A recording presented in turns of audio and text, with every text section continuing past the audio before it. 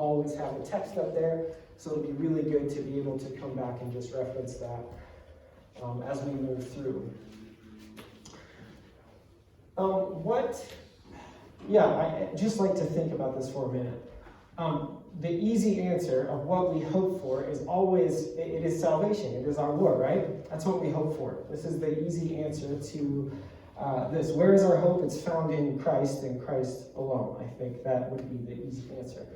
But when we define hope as a feeling of expectation and desire for a certain thing to happen, when we define it in that way, sometimes I think we need to have our emotional ears on ourselves and just realize, hey, what is it that kind of makes us tick throughout the week? What is it that we're looking forward to? How much of our attention does something take, and how emotionally involved are you on a certain topic? You can realize when you put a lot of hope into something when it doesn't happen, right? When you're super disappointed at something that just didn't take place that you were hoping for. Certain things we put our hope in, just other than Christ, I think is, I like sports. Sometimes I look forward to watching my team and I hope they win, and I'm really disappointed when they don't.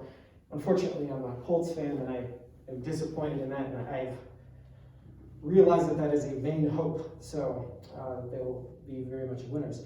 That our vacation goes smoothly, or just this one's close to home, that we have the person in charge that we want to be in charge, right? That one is close to home. All right.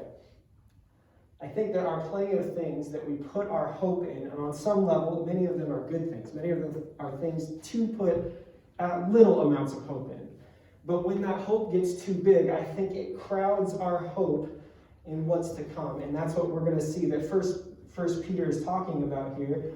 And that is part of the challenge of the early church that Peter wants to address with us today, okay? It's the same today as it was back then. We're dealing with it may take different forms, but it's a very similar thing. And this is where we take off. Now there's 12 verses, so bear with me, okay? But this is good stuff. All right. Therefore, preparing your minds for action and being sober-minded. So set your hope fully on the grace that will be brought to you at the revelation of Jesus Christ. As obedient children, do not be conformed to the passions of your former ignorance, but as he who called you is holy, you also be holy in all your conduct, since it is written, you shall be holy, for I am holy.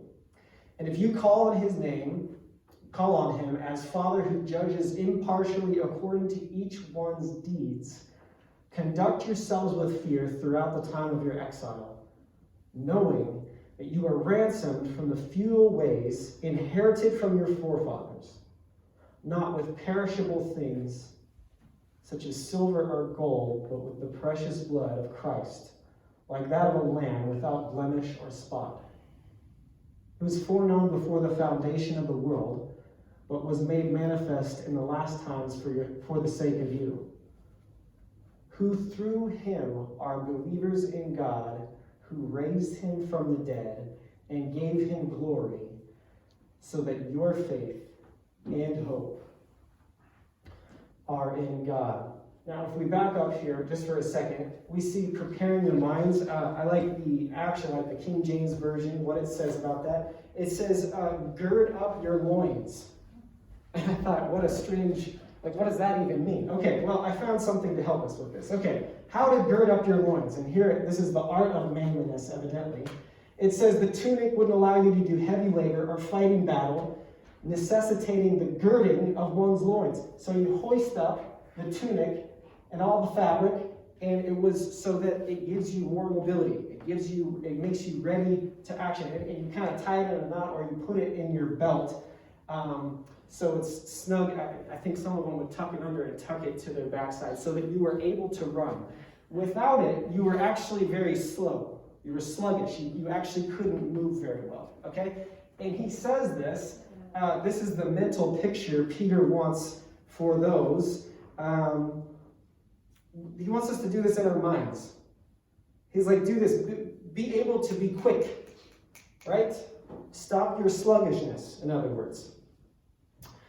And he says, well, in this other one, he says, be sober-minded. And think about that for a minute. When we think of sober, what is the first thing our mind goes to? Alcohol, immediately. That is the first thing we think of, because when we're not sober, we are inebriated. And I don't think that's where he leaves this, although I think that's what he's implying, but he means anything that is to affect our mind this way. When we think of someone who's inebriated, their movement slows, their speech is slurred, it's easy to make a fool of yourself because you're not really in control of whatever you're doing, right? There are many things, but ultimately, I shouldn't say that, but I just ask this, why do many people drink? Why is it attractive to anyone? Escape. Yes, I think this is it. I think that to numb the pain, it's an easy way out. We have this thing called escapism, right? Our culture is like, I don't know if it's founded on escapism, but we're obsessed with it. We're obsessed with this idea. Here's what it means. Here's the definition. It says, it's the tendency to seek distraction and relief from unpleasant realities, especially by seeking entertainment or engaging in fantasy. Sorry, I was supposed to go here. Okay, so this is what it means to be sober-minded. It's actually this form of the Greek term of a sound mind, saying one's senses, curbing one's desires and impulses, self-controlled and temperate, to be sober, calm, and collected in spirit. Okay, so this is what it means to be sober-minded. And so I think we're obsessed with this escapism in our country. And, well, not in our country, just in our world, right? And it's easy to see why. Look at people. Like, I've had this conversation, I don't know how many times, especially in the past few months. This has increased, where it's like, I don't know how anybody makes it without having hope in Jesus. I just don't get it. What does this world provide? Nothing. It is hopeless. And I think people realize it, and that's why escapism is so popular. We need to somehow deform reality, or the world we live in, or numb our pain somehow, in order to find some escape from the bleak reality that we live in. Because it is bleak, right? The reality of this world is not, it's not a good place to be living. Okay, so I think there's many things that actually bring us into a non-sobered mind, or a mind of inebriation. There's tons of things nowadays. Like, think about it. It's not just the things that we watch on TV, but I think it actually equates to the amount we watch TV. Am I annoying? Okay. I think it's the amount we spend in front of a screen. If you notice the flickering of this, you actually talked about this, which is not a bad thing necessarily sometimes, but a flame, actually has the ability to hypnotize you, right? And look, staring at a fire, like, I love that. I love going out there and just staring at it and just kind of letting your mind go on something, right? But when that's the case all the time, when we're staring at a screen, and did you know the same effect happens when we're watching a television screen, because the average screen time is like a second or 2 seconds or 3 seconds or something like that. It's like super fast, flipping. And your brain isn't wired to do that. Like, think about anything else. Nothing else is like that, right?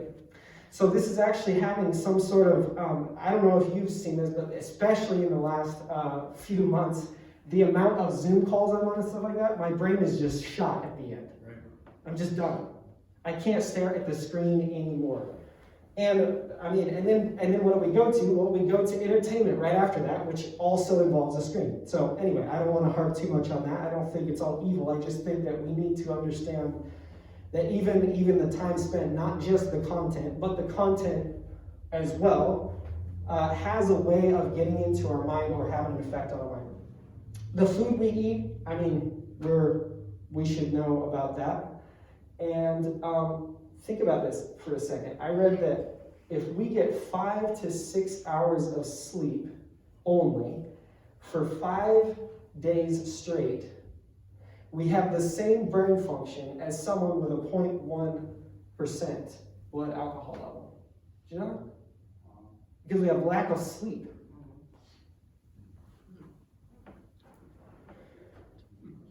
Look, there are tons of things.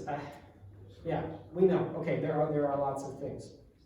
To be sober-minded is to be focused on our goal, on the grace of Jesus will bring us, not drunk in the ways of the world around us. That could elicit all sorts of emotions. You watch the news, you can't help but be emotional. They're paid lots of money to make this thing happen, right? To keep us watching, to keep us engaged. And I would just say sometimes to keep us distracted.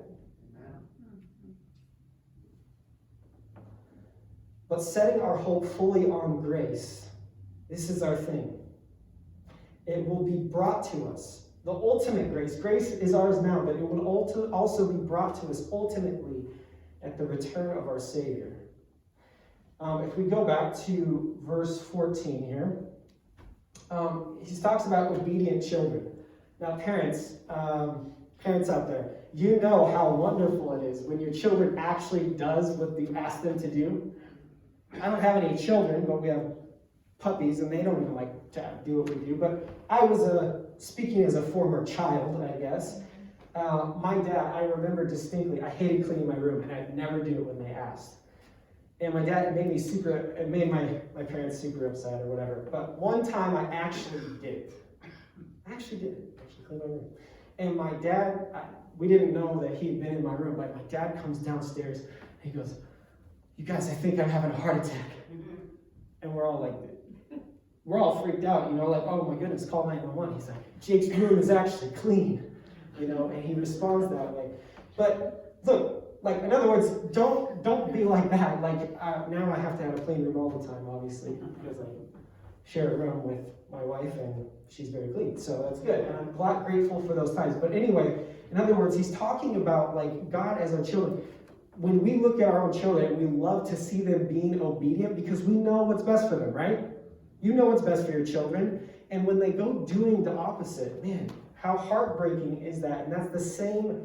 Just remember, when we know we're supposed to be doing something, just remember our own children during that. And that's how God works. It's actually the emotion, maybe, that God is doing. So he says, do not be conformed to the passions of your former ignorance. Does anybody remember who this letter is for? I shared it a couple weeks ago. Who this letter is to? The churches, The areas, yes. Yep. Yep, the beginning of... this is specifically probably not to as many Jews as it is to Gentiles, okay? To pagan people who are converted to Christianity. They aren't nationalists, they're not Jewish, probably. And this is probably who's... Okay, so for a nerdy moment here, just hang on with me. This thing, conformed, do not be conformed, it's called a present passive participle. Irrelevant information. I probably should have left that out. But what it means is do not be conforming to the passions. In other words, when we know that, like the verse, by beholding you become, right? You can change. And so by just seeing these things and by partaking in certain passions of our old lifestyle that were behind us, we'll actually be just like the rest of the world. We'll actually just become, that's what this word actually means. It just means be birthed or become or be renewed into that old lifestyle. This doesn't mean that everything from our old life is wicked, but it means that as far as God has instructed us, and as far as our conscience goes, we need to leave that stuff in the past. If it's back there, leave it there. Don't go back to it.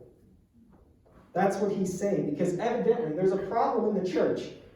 There's a problem in the church today with this, but there's a problem in Peter's church with this. They're going back to their old ways of ignorance. He's like, you know better than this. You know better. Don't do that. Okay, but he says, but he who called you is holy, so also be holy. He's quoting Leviticus 11 there, which is actually the part about our dietary laws, right? And so I think he's taking this and he's applying it on a more grand scale, and he's saying, look, feed yourselves with good things, right? Feed yourselves with good things, because we know that by beholding we become changed. And it's not just a matter of doing holy actions, okay? It's not a matter of like doing the right things all the time and that stuff. But he says, be holy. That same word has become holy. Look, ask ourselves this question. This is what this means. Are you naturally becoming more holy? Okay? Or is your very nature of you, what's deep down inside, is it changing to become naturally more like God? Not just our actions, but from the inside out. Our thoughts, the way we think and speak. Are those things changing in our lives? Are they becoming to be more like him, or are we just kind of doing our things? Because the Pharisees did that all the time, right? They did good things thinking they would be saved. And their hearts were far from him. He's saying your former ignorance. In other words, it's something back there. Leave it back there. One of the main things of Christianity is actually forgetting, okay?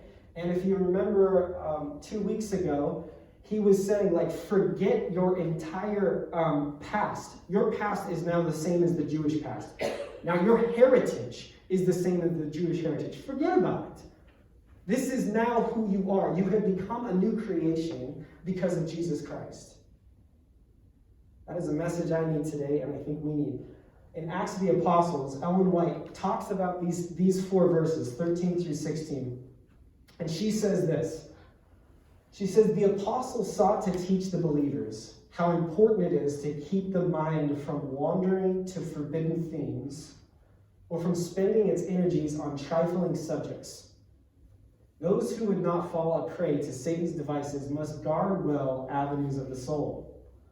They must avoid reading, seeing, or hearing that which will suggest impure thoughts. The mind must not be left to dwell at random upon every subject the enemy of souls may suggest. This last one. The heart must be faithfully sentineled, or evils without will awaken evils within, and the soul will wander in darkness. Wow, that's I don't know, that's pretty heavy stuff, right? But I think we need to take this seriously. This Christian walk, the things that we look at, the things that we fill our time with and our lives with, they are going to breed something within us. Verse 17, it says, and you call on him as Father who judges impartially according to each one's deeds, conducting yourselves with fear throughout the time of your exile. Now, judgment, we don't like to think of that. Let's see where this verse is here. We don't like to think of the judgment, right? That's kind of a negative connotation in today's world. Most of the time. In today's world, I wouldn't say in the Christian world necessarily, but we don't like that word. But judgment, as we know, is a wonderful, and it's a terrible thing at the same time. It depends on which side you're on, right? Judgment, according to the works or deeds. Now, this is interesting. According to each one's deeds. Now, we just said this, right? Well, the Pharisees were doing good things, and yet they're going to be found guilty on that day, right? And I thought we were saved by grace and by grace alone. And I think we are. But to be judged on our works will show the heart, right? It will show, and he says, conduct yourselves with fear. We also don't like that. Think about this. Think about a court date, okay? You've messed up big time. You have broken the law, and you have a court date coming up.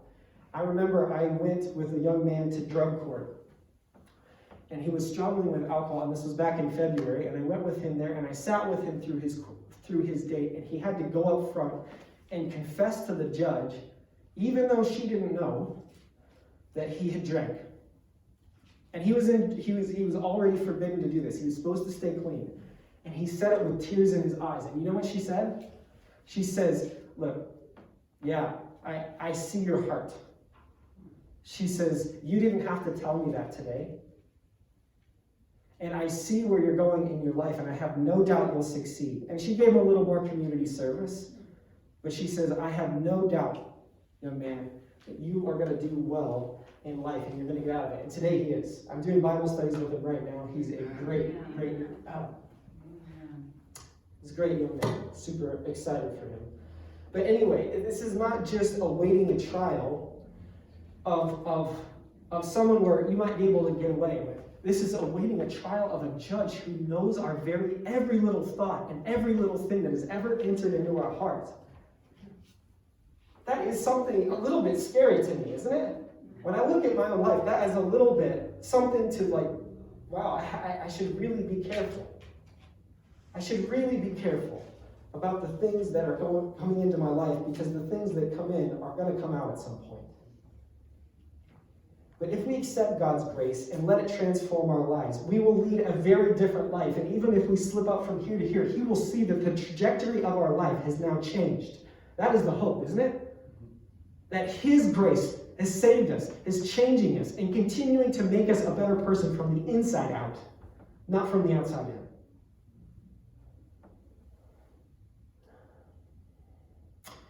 I like this. If we conduct ourselves according to our former passions, that probably means we aren't really putting our hope in God. We are putting our hope in something else. Verse 18 and 19. This term ransomed also means redeemed. Can we sing that as a closing song? Can we sing redeemed? Can we do that? Or do you have a different one? It's all right. Redeemed is fine. Okay. You guys are amazing. All right. In other words, you have been saved, not just eternally, but you've been saved from the futile, that means pointless, the vain ways from your forefathers or your ancestors. In other words, you don't have to do things like the rest of the world does. Jesus has already saved you from them. He's already set you free from them. Don't go back to the prison, right? Don't go back to Egypt just because the food tastes good. You're free.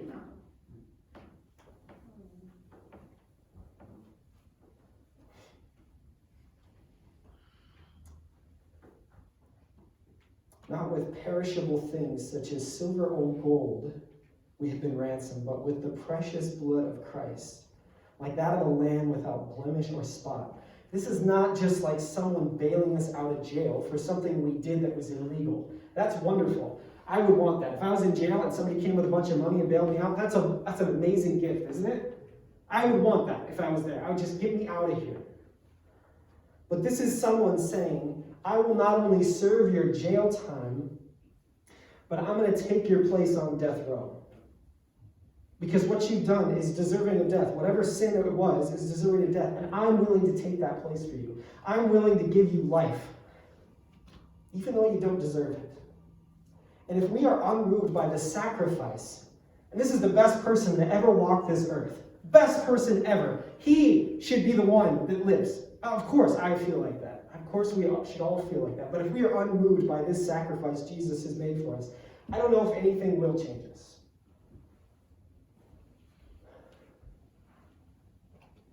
Perishable things are perishable, but the blood that Jesus spilled on our behalf is eternal, is forever. Then we get to verse 20 and 21. This is about foreknown before the foundation. This was a plan. We talked about this before. This was a plan before time even started, that it came to pass in the last times for your sake. Who through him are believers in God, who raised him from the dead and gave him glory, so that your faith and hope are in God. And that is the key. That last little sentence. Everything should be dependent upon that. This is what the Bible Speaks Today says on this topic. It says, it is not so much an attitude to be cultivated as a reality to be recognized. To set our hope is to believe the gospel. What that means, well, let's think about this for a minute. We know that the Pharisees acknowledged even that there would be a resurrection. They assumed that they would be among those people. But I don't think they hoped in it. Despite who was in power or what was going on around them, they kind of knew their final resting place. They thought of themselves as pretty good people and right with God, and the crazy thing is they studied about God their entire lives and had no idea who he was, even when he was standing right in front of them, even when he was hanging on a cross because of something that they did, they put him there. To realize the gospel is to realize that we are completely and utterly lost and we're in need of a Savior.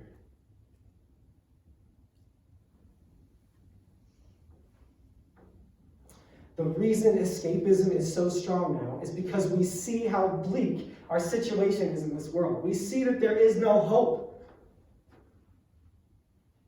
No matter what we think we're put our hope in, it is hopeless if it's in this world.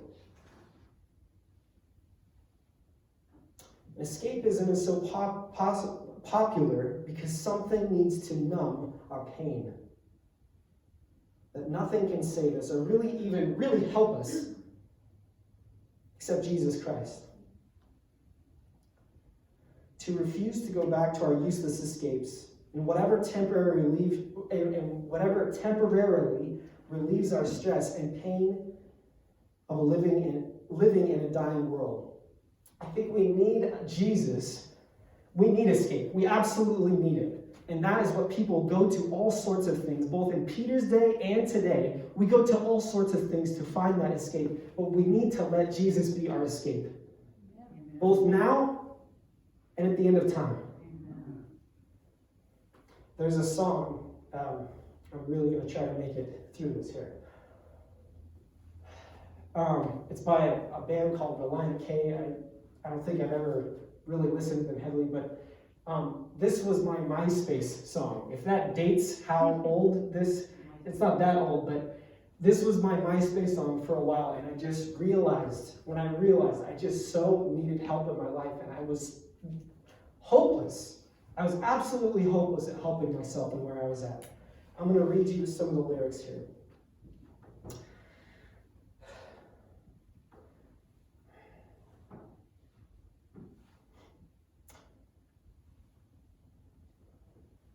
I'm giving up on doing this alone now, because I've failed and I'm ready to be shown how. He's told me the way and I'm trying to get there in this life sentence that I'm serving. I admit that I'm every bit deserving, but the beauty of grace is that it makes life not fair. Because I've been housing all this doubt and insecurity. I've been locked inside that house all the while you hold the key. And I've been dying to get out. And that might be the death of me. And even though there's no way of knowing where to go, promise I'm going because I've got to get out of here. Because I'm afraid that this complacency is something I can't shake. I got to get out of here, and I'm begging